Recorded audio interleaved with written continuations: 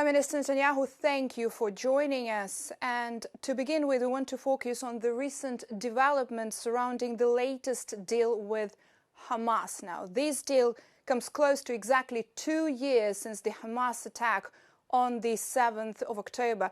We might see the hostages freed on the same day they were taken 2 years ago. Bringing the hostages back, can you say Israel achieved its main goal? Well, we accepted the deal, as did all the world. It was President Trump's plan. Hamas says that it accepted the deal. Now the onus is on Hamas. This plan consists of 2 parts. The first part is releasing all the hostages. Israel makes a tactical withdrawal, stays in Gaza. And then the second part is meant to demilitarize Gaza and disarm Hamas. That will be negotiated. But the first part is there. It's agreed upon. And that could be indeed the beginning of the end of the war. And as I said, since we accepted it, we have to see what Hamas will do. If Hamas will accept it, I think it's a very good sign. If Hamas doesn't accept it, and it's a possibility that we always take into mind, then Israel will receive, as President Trump says, the full support of the United States to forcefully act against it to bring about an end to the war.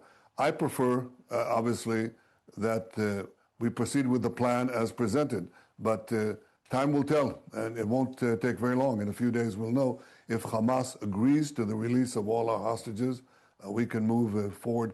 That is complete phase 1 of the deal. That's what we're trying to do right now. Prime Minister, just to follow up, so what happens if Hamas does not release the hostages? What will Israel do? How Israel will change its stance and the strategy? Well, you have to realize that the reason Hamas agreed in the first place to this deal is because we acted militarily against their main stronghold, the city of Gaza. I gave an order to several weeks ago to the army to enter that stronghold, and as a result, Hamas became, I would say, a lot more flexible because they realized that their end is near.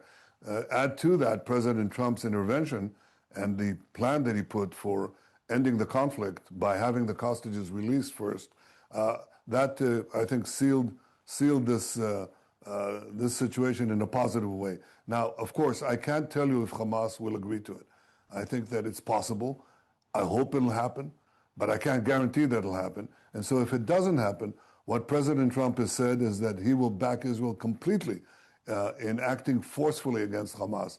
Well, let's hope that that we can finish it the easy way and not the hard way. Prime Minister, the world is watching closely as the latest deal with Hamas unfolds. After all the suffering, what's next for Gaza from your point of view?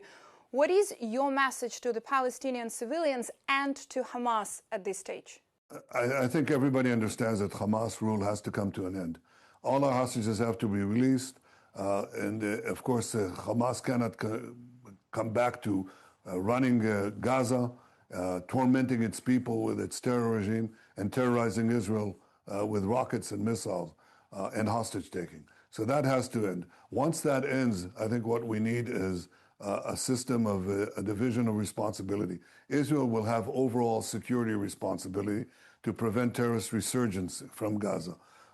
But in Gaza, we need a civilian administration that is administered not by people who are committed to Israel's destruction, but those who are committed to living peacefully with it. President Trump has undertaken himself to head that civilian authority, to head the governing board of that civilian authority, and I think that's a good development. So if we have that, I think we can have a different future for Gaza and for Israel and for everyone in the region. That's what we hope will take place. But the first step is release all the hostages and then disarm Hamas and demilitarize Gaza. Is that a good deal for Gaza, or is that the only deal for Gaza? Well, I think right now it's the only deal on the table. There's no other deal, number one. Number two, I think it's very good for Gaza. And the Gazans are hoping that Hamas they want to free Gaza. They want to free Gaza from Hamas tyranny. Hamas shoots anybody in the Palestinian side who wants to dissent from Hamas' war of terror in Israel, wants to dissent from Hamas taking all the money, the billions that were poured into Gaza. The Gazans didn't see any benefit from that. They just built an underground city, terror tunnel city. And so They want a different future, and Gazans are now fighting Hamas. They're actually fighting Hamas because they see now a hope to get rid of Hamas. So is that something that can happen? I think it could. And I think it's not only that within Gaza people are hoping that they can remove this Hamas terror dictatorship that has subjugated them for so long. It's that everybody in the world agreed to a new deal for Gaza. Return of all our hostages, the disarming of Hamas, the demilitarizing of Gaza. Basically, the whole world has now accepted this plan. We have, most of the Arab countries have, the Arab states, as I said, have, Europe too, and of course the United States, which has led this by President Trump. So that's a very good thing, and I think we should pursue it quickly. Prime Minister, do you believe this deal would finally lead to a lasting peace rather than a merely temporary pause, especially given, as you said, that Hamas only partially accepted the plan? Well, it can't partially accept it. It has to accept it in full, and especially the first part that has to get underway. That's what moves everything towards a resolution of the conflict. If they do, if we actually set up a civilian administration in Gaza that doesn't educate its children to hate Israel, to try to destroy Israel, to kill Jews everywhere. In other words, to de-radicalize Gaza, not only to demilitarize it, not only to disarm Hamas, but to de-radicalize Gaza, as was done in Germany after World War II or in Japan, then yes, then I think the whole region can have a much more positive and peaceful future. And by the way, I think that if that happens, I think we'll have many more peace deals of the kind that I had done with President Trump and Arab leaders in the Abraham Accords. We can expand the Abraham Peace Accords to include other countries in the Middle East and Muslim countries beyond the Middle East. So the future is bright, but the first stage is Hamas has to get on the program. They have to release all our hostages and do so immediately. Well, the plan is seen as a short-term solution by many regional actors, and the Arab countries may not follow suit unless what they say they see a long-term solution for Palestine. How do you plan to get them on board from your side, from your point of view? I think many of them are afraid of a Palestinian terrorist state. Many of them privately tell us how they want to see Hamas eliminated from the scene. I think we can get to a solution that protects Israel's security and also gives the Palestinians the ability to govern themselves, but not to threaten Israel. That means necessarily that some sovereign powers will remain in Israel's hands, especially the sovereign power of security, because we've seen time and again that when Israel moves out, gives the Palestinians a territory which they govern without no limitations, then immediately Iran comes in, they set up a terror state, they attack Israel, as they did in the horrific massacre of October 7th. That's not a path to peace. If you want a real path to peace, then the Palestinians have to come finally to recognize and accept the existence of a Jewish state in their midst. And that hasn't happened. That's why we don't have peace here, because they refuse to, they don't want a state next to Israel. They want a state instead of Israel. And once any territory they get, they used to attack us again and again. If we don't change that, then then this conflict will continue. If we do, we are able, with the plan that we have for the day after Hamas in Gaza, if we are able to change that, that goes a long way to securing a long-term peace and a stable peace in the Middle East. Well, some of the critics voiced exactly this concern, as you say, regarding what comes the day after. Exactly. And I said what comes the day after is a de-radicalized Gaza, a demilitarized Gaza, and a disarmed Gaza, in the sense that Hamas will no longer run the show. And the people who will run the show in Gaza, and those are not Israelis, they have to be those Palestinians supported by others who want peace with Israel and not the destruction of Israel. And once we get to that point, I think we can advance peace not only between Israel and Gaza, but between Israel and many other partners in the Middle East and the Muslim countries beyond the Middle East. Prime Minister, would this plan and this outcome be possible without Donald Trump's mediation, given that Europe has been visibly absent from this process? Europe has been absent because Europe has basically caved in to Palestinian terrorism, to radical Islamist minorities in their midst. And they basically said, just give them a Palestinian state, which would be the ultimate reward for Hamas after doing the greatest massacre against the Jews since the Holocaust. Now we'll give you a state in which you can continue the war against Israel. That's why Europe has essentially become irrelevant and displayed enormous weakness. If you want to fight terror, stand up and fight terror. Stand up and be forceful against terrorism. Don't capitulate to its demands. Don't feed the crocodile, in Churchill's words, because it's going to come after you after it devours Israel or any other country that stands in its way. That's the first thing, what not to do. What should be done is exactly what President Trump is doing. He's presenting a realistic peace plan, a realistic plan that eliminates the terrorist elements, the elements that want to continue the war again and again, who vow to repeat the massacre of October 7th again and again. Remove them, replace them with a peaceful administration, and we can move on with peace. But that requires first releasing all the hostages and eliminating Hamas as a military and governing element in Gaza. There are several EU countries recently recognized the state of Palestine. How this affects or will affect Israel's relations with Europe? How would you explain to those in Europe what are the goals of your government in Gaza? Well, I think it caused enormous damage first here in the Middle East because it's the ultimate prize for terror. You attack Jews in, as I said, the worst attack since the Holocaust, and you're given a state because that's who is going to run that state. And remember, the Palestinians had a state in Gaza, a de facto state, which turned out to be the greatest terrorist attack in history since 9/11. Imagine that after 9/11, people would say, okay, now let's give bin Laden and Al-Qaeda, let's give them a state. Not only will we give them a state, it'll be 1 mile from New York, which is what they're suggesting. After this October 7th massacre against Israel, we'll give the Palestinians a state 1 mile or a few miles from Tel Aviv. That's not going to promote peace. But that's effectively what the European leaders, those European leaders who suggested a Palestinian state, are saying. We're going to stop terrorism by giving the terrorists a state right next to their intended victim, whom they almost eliminated. That doesn't move peace. I think that the more responsible approach taken by the United States and by President Trump, that's the way to improve peace. How did we get the Abraham Accords? You know, for 50 years, for 25 years, a quarter of a century, we couldn't expand the peace with our Arab neighbors. Everybody said you have to give the Palestinians a state. And that state obviously was committed to our elimination. So that wouldn't move it very far. In fact, it would move the needle backwards. In came President Trump and I, and we worked together, and we went around the Palestinian state. We went to Abu Dhabi. We went to the Emirates, that is. We went to Bahrain. We went to Morocco. We went to Sudan, and we brokered a direct peace between them, a peace based on mutual respect, a peace based on strength. First you have the strength, then you have the peace.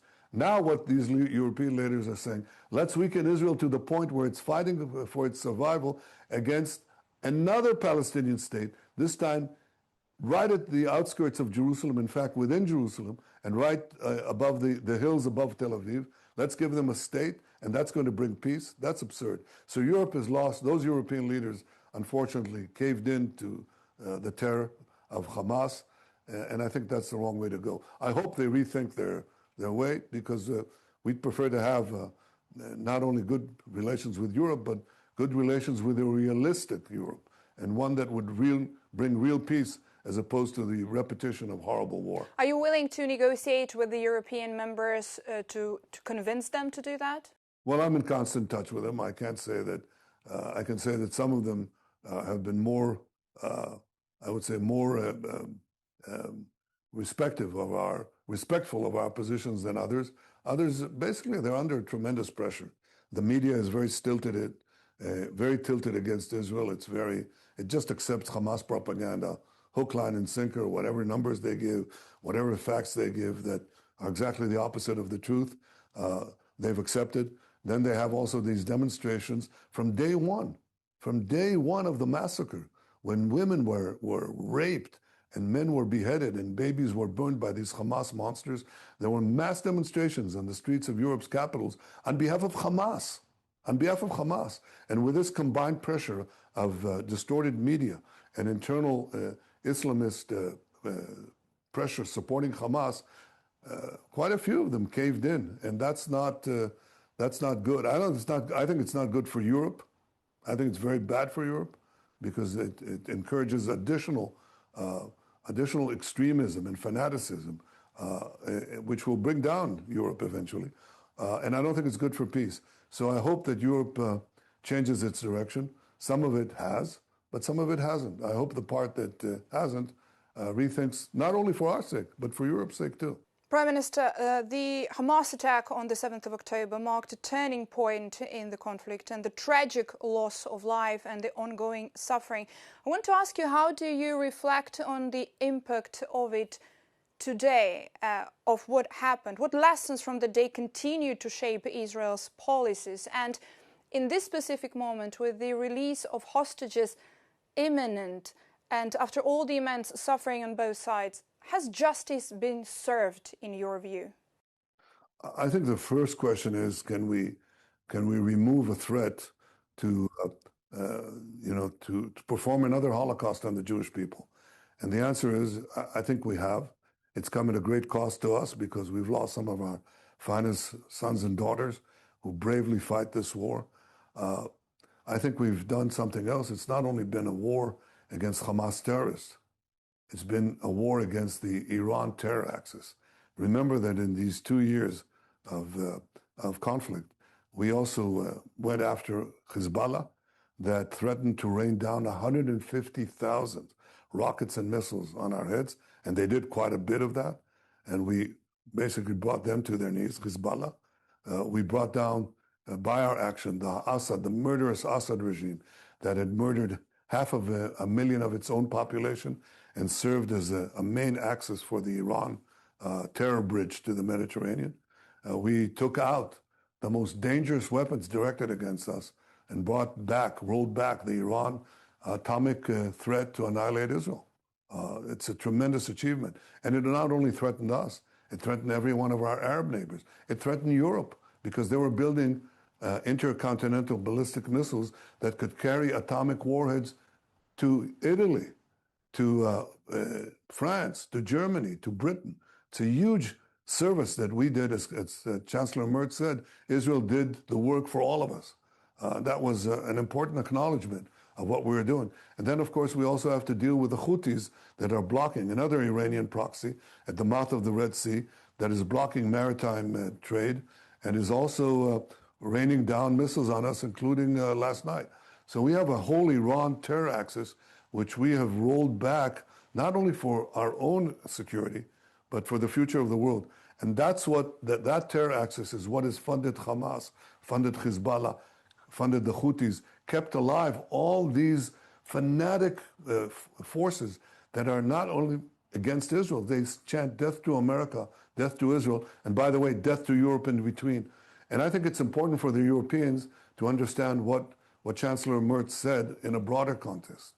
We are actually fighting the barbarians who want to destroy our free societies. They want to destroy you. And we are standing at the front lines while we are being attacked from people in Europe whom we are protecting. It's quite amazing. So obviously, there has to be a change, I think, in the understanding of what battle is being fought here. It's not merely against the Hamas terrorists who hide behind civilians, who use their civilians as human shields, who shoot the civilians who want to get out of harm's way when we tell them leave the area, the zone of combat. It's not only against these monstrous terrorists, it's against the whole monstrous terror axis that Hamas has built, not only to destroy Israel, conquer the Middle East, but to attack you. And that is what Israel is fighting. Few Europeans perhaps understand it, but it doesn't make it less true. It's just when, as Churchill warned the world that was celebrating the Munich Agreement, celebrating the giving Hitler control basically of a part of Czechoslovakia, everybody said it's peace in our time. And he said, no, it's not. It's not. This will bring a war the likes of which we haven't seen. And people condemned him as a warmonger, just as they're condemning Israel, just as they're condemning me.